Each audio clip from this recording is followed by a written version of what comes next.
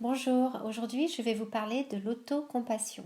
Pourquoi les dernières études la trouvent nécessaire et comment la développer. Pour vous expliquer tout ça, je vais me baser sur le livre du docteur Christine Neff, enseignante au département de psychologie de l'Université du Texas à Austin, chercheuse sur le concept de l'autocompassion. C'est elle qui a vraiment lancé les recherches autour de ce thème qui se développe un peu partout dans les départements de psychologie dans les universités américaines. Donc je vais me baser sur son livre qui s'appelle Self-Compassion en anglais, traduit en français sous le titre S'aimer, sorti en 2011. Je ne vais détailler que le début du livre pour vous donner le concept de base et 2 exercices afin de vous laisser le choix de vous procurer le livre et de le découvrir par vous-même. Avant de commencer, je vais vous donner la définition de la compassion par le Greater Good Center à l'Université de Berkeley, qui effectue des recherches sur les thèmes que nous abordons ici. Donc pour ce département de psychologie, la compassion veut dire souffrir ensemble. C'est le sentiment qui survient quand nous sommes confrontés à la souffrance d'autrui et que nous sentons la motivation pour soulager cette souffrance. Bien évidemment, il y a une différence avec l'empathie. Mathieu Ricard, que vous connaissez sans doute, qui est un moine bouddhiste qui a longuement travaillé avec le Dalai Lama, explique sur son site, je vous mettrai le lien plus bas, que le mot empathie est une traduction du mot allemand Einfühlung, excusez ma prononciation, qui renvoie à la capacité de ressentir l'autre de l'intérieur. L'empathie affective survient donc spontanément lorsque nous entrons en résonance avec la situation et les sentiments d'une autre personne, avec les émotions qui se manifestent par ses expressions faciales, son regard, le ton de sa voix et son comportement. Voilà. Donc nous avons d'un côté l'empathie où nous sommes en miroir avec la souffrance de l'autre, je ressens ta souffrance comme la mienne, et nous avons de l'autre côté la compassion où je ressens ta souffrance, je vois ta souffrance et j'ai envie, cela me donne une impulsion, une envie de t'aider à sortir de là.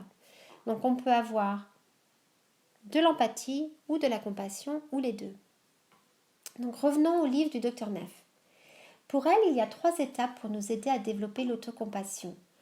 Car si on a une idée de comment avoir de la compassion pour autrui, ses enfants, son amoureux, son amoureuse, les autres, les animaux, avoir de la compassion pour toi, c'est beaucoup plus compliqué et nécessite une sorte d'apprentissage.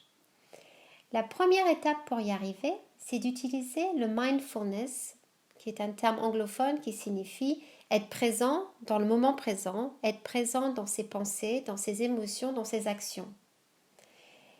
Donc, si on a conscience de notre expérience du moment, de notre souffrance, on peut lui donner une place plutôt que de l'ignorer ou de l'exagérer. On a besoin de la reconnaître et de lui donner sa juste place. La deuxième étape est ce qu'on appelle avoir conscience de notre common humanity. C'est de notre humanité commune, c'est-à-dire ce sentiment de connexion que nous avons les uns aux autres pendant que nous souffrons. Que nous soyons très isolés ou aliénés par notre souffrance, nous ne sommes jamais seuls à souffrir et cela nous relie les uns aux autres. On développera tout ça un peu plus tard. La troisième étape, c'est le self-kindness en anglais, autrement dit en français, la gentillesse pour soi, être doux et tendre avec soi-même. Donc concernant cette gentillesse pour soi, le docteur Neff explique que celle-ci n'est pas une réponse culturellement valable ou mise en avant et que les individus forts aujourd'hui dans notre société devraient être stoïques et silencieux à l'égard de leur propre souffrance, ce qui rend les choses très difficiles. Aussi, pour développer la gentillesse pour soi, il faut impérativement passer par l'arrêt de notre jugement de soi permanent. Ainsi, nous serons capables, à travers cette gentillesse pour soi, de nous réconforter nous-mêmes, de nous parler comme si nous étions un ami en souffrance et de nous laisser l'opportunité d'être touchés par notre propre souffrance. On pourrait se dire par exemple, j'ouvre les guillemets, donc je cite encore le livre, c'est vraiment difficile en ce moment. Comment est-ce que je peux m'occuper de moi et me réconforter là maintenant ? Et cela, on ne peut pas se le dire si on se critique constamment, si on se juge. Nous ne pouvons pas nous donner de la douceur ou de la sympathie avec cette voie d'autocritique. Mais nous pouvons nous donner de la douceur et de la sympathie, nous aider à guérir. Et même si nous n'y arrivons pas, nous pouvons exprimer aussi de la compassion pour nous-mêmes quand on n'y arrive pas. Donc on se rappellera que tout le monde se trompe et qu'on peut se traiter gentiment même quand on fait des erreurs. Selon le Dr Neff, nous pensons souvent qu'on ne mérite pas une telle attention ou que le changement n'est pas possible. Pour elle, cela viendrait d'une longue habitude d'autocritique qui nous amène à penser que nous ne sommes pas capables d'effectuer ce changement. Bien sûr, tout ceci est faux, le changement est possible et elle ne cesse de le démontrer tout au long de son livre. Un peu plus loin dans le livre, elle aborde le sujet de la chimie du cerveau lors de nos interactions avec nous-mêmes. En effet, notre cerveau libère plein d'hormones, dont une qui s'appelle l'oxytocine, aussi appelée l'hormone de l'amour et du lien. Cette hormone est très présente chez les mères qui allaitent et les femmes enceintes. C'est cette hormone qui donne ce sentiment de calme, de sécurité, de générosité dans les liens affectifs et qui nous aide à ressentir la chaleur affective et l'autocompassion. L'oxytocine est une hormone qui apaise. Elle réduit la pression artérielle et le cortisol qui est l'hormone du stress.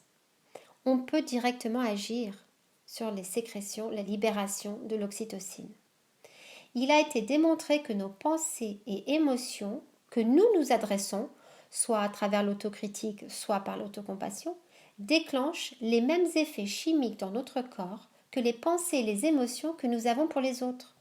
Donc, si je me critique ou que je critique quelqu'un, et cela juste par la pensée, cela aura un impact sur ma biologie. Et inversement, si je pense à moi ou à l'autre en des termes doux et bienveillants, l'oxytocine sera libérée dans mon cerveau et agira sur ma physiologie. Concernant l'autocritique, elle est développée dans la plus vieille partie de notre cerveau qui s'appelle l'amygdale. C'est dans cette même amygdale que l'on gère les menaces en provenance de notre environnement. On appelle cet instinct le fight or flight. En français, l'instinct de se battre ou fuir, de la lutte ou la fuite. Car lors d'un danger imminent, par exemple un lion dans la jungle, le cortisol et l'adrénaline sont envoyés par l'amygdale et ces signaux augmentent la pression artérielle et activent plein de changements physiques qui nous préparent soit à nous battre, soit à fuir. Tout ceci est issu de l'évolution de notre cerveau pour nous aider lors d'attaques physiques imminentes. Mais ce mécanisme de réponse au danger est aussi valable lors d'attaques émotionnelles que nous nous imposons ou que nous subissons des autres. Encore une fois, les actions comme les pensées agissent sur notre physiologie. D'après les recherches, un taux de cortisol trop élevé sur une longue période amène à la dépression en réduisant les autres neurotransmetteurs comme l'oxytocine qui nous aident à nous sentir bien. La gentillesse pour soi, c'est s'aider soi-même à se sentir en sécurité pendant que nous traversons une expérience difficile. En n'agissant plus à partir de la peur, nous ressentons en nous-mêmes plus de sécurité et donc nous pouvons poursuivre nos rêves avec confiance, comme le dit Dr Neff. Donc voici un premier exercice proposé dans le livre pour vous aider à développer cette gentillesse pour soi. Donc c'est un exercice très simple, vraiment de base, mais qui a été prouvé scientifiquement pour aider à ressentir un sentiment de sécurité et de bienveillance, et donc à calmer l'état général de stress. Il s'agit d'un exercice de câlin, d'auto-câlin. Vous allez vous rendre compte que vous pouvez vous-même vous procurer un sentiment de sécurité. Donc pour le faire, mettez-vous au calme, respirez lentement et caressez votre bras, votre visage tendrement. Vous pouvez aussi vous balancer doucement. Vous pouvez soit le faire physiquement ou même juste l'imaginer. Ce sentiment de sécurité que vous créez est réel en vous. Vous l'avez créé intentionnellement et il s'inscrit dans votre cerveau. Il relâche de l'oxytocine. C'est un petit exercice qui donne un petit effet, mais vous comprenez que si vous pratiquez ce genre d'exercice régulièrement, les changements seront plus importants. Dr Neff propose un deuxième exercice bien différent. Il pose la question de comment faire pour changer sa parole interne, son autocritique. Comment arrêter de se parler de manière négative? Car il n'y aura que lorsque l'on arrêtera de se juger que nous pourrons développer l'autocompassion. Vous vous procurerez vous-même un sentiment de sécurité dans votre corps et votre esprit. Donc on n'aura plus besoin de personne pour nous procurer ce sentiment de sécurité. Mais pour faire cela, nous devons arrêter ce jugement acerbe que nous avons pour vous-même. Alors comment faire? Voici comment on peut s'y prendre en 3 parties. Premièrement, remarquez quand vous vous critiquez. Peut-être que vous ne le remarquez plus tellement c'est devenu une habitude. Quel mot exact utilisez-vous? Quelle phrase clé revient en permanence? Est-ce que cette voix intérieure vous rappelle quelqu'un? Vous devez connaître votre autocritique. Dr Neff donne une deuxième partie pour comprendre tout cela. Faites un réel effort pour adoucir cette voix d'autocritique. Faites-le avec compassion et non plus en vous jugeant. Ne parlez pas à votre autocritique de manière dure. Ne vous dites pas « mais quelle connasse cette voix qui me critique tout le temps, putain je suis nulle, de toute façon j'arrive à rien, de toute façon j'arrive même pas à être gentil avec moi-même, fait chier ». Voilà, d'accord? Donc, mais dites plutôt, elle n'a pas donné autant de détails dans le livre, mais c'est ça qu'elle voulait dire. Mais dites plutôt, je sais que tu essayes de me donner un sentiment de sécurité en étant aussi dur avec moi-même et en essayant de me montrer que je dois m'améliorer. Mais en réalité, toutes ces critiques et tous ces jugements ne m'aident pas du tout. Tu es en train de me causer de la souffrance qui n'est pas nécessaire. Voilà, ça c'est vraiment la traduction au mot à mot du Dr Neff. Voilà, sur comment adoucir cette voix d'autocritique que nous avons tous en nous. Le troisième point, recadrez les observations faites par votre autocritique interne d'une manière douce et amicale. Imaginez que vous êtes une amie pleine de compassion. Que vous dirait-elle dans la situation où vous avez mangé quelque chose que vous ne deviez pas manger? Cette amie pleine de compassion vous dirait, et c'est ça que vous devez vous dire, « Ma chérie, je sais que tu as mangé toute seule ce paquet de gâteaux parce que tu te sentais vraiment très triste et tu pensais que tu allais te sentir beaucoup mieux.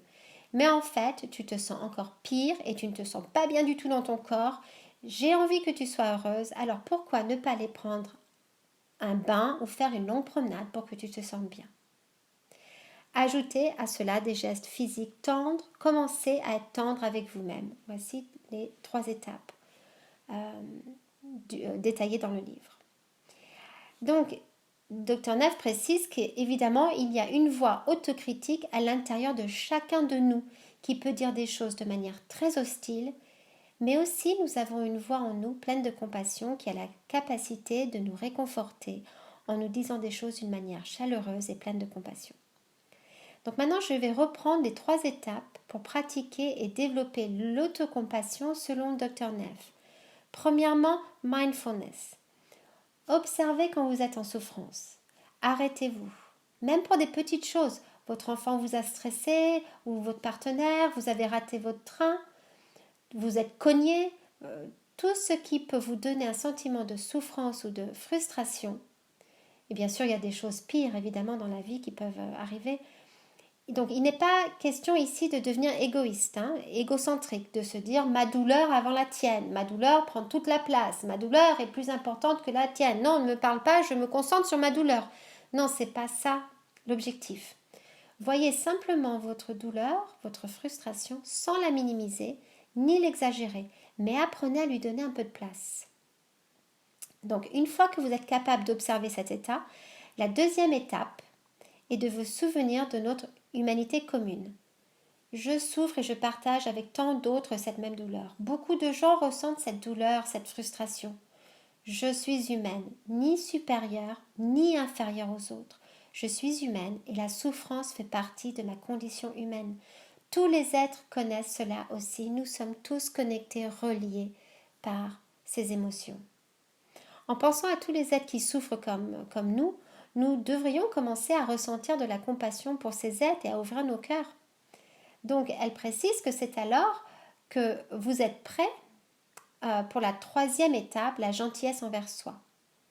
Vous pouvez vous dire, ma pauvre, tu as passé une dure journée aujourd'hui, alors demain tu vas trouver un peu de temps pour te ressourcer parce que tu le mérites. Et même si tu ne trouves pas de temps, tu auras essayé. Tu pourras peut-être réfléchir à comment changer ton emploi du temps pour te sentir mieux. Parce que si tu te sens plus détendu, tu seras plus disponible pour les enfants, les autres, etc. Parlez-vous avec compassion. Je vais m'arrêter là avec le livre du Dr Neff. Si ce sujet d'autocompassion vous plaît, vous intéresse, je vous invite à le trouver sur Internet ou en librairie. Le livre est riche d'expériences personnelles. Elle-même a eu un divorce très difficile, un enfant né autiste. Donc elle a vraiment su tirer profit pour elle-même de toutes ses recherches. Donc le livre est plein d'outils pratiques, comme ces 2 exercices que nous avons vus, qui se trouvent au tout début du livre. Et le livre aborde d'autres sujets comme l'autocompassion au sein du couple et quand on est parent. Il y a énormément d'autres sujets qui sont tous basés sur des études universitaires qui sont abordés. Et je vous le conseille vivement si vous avez besoin de développer un sentiment de sécurité en vous-même. Parce qu'une fois que vous aurez l'habitude de cette autocompassion, évidemment, la compassion se dégage encore plus naturellement de nous envers les autres. Voilà, donc après cette deuxième vidéo, je vais poster une méditation guidée, toujours issue des recherches sur l'autocompassion. Les méditations et surtout les visualisations sont aujourd'hui prouvées comme étant des outils puissants et remarquables pour nous aider à moduler notre cerveau, à avancer, à nous sentir mieux dans notre corps et notre tête. Voilà, merci, au revoir, à bientôt. Prenez soin de vous, vous le méritez.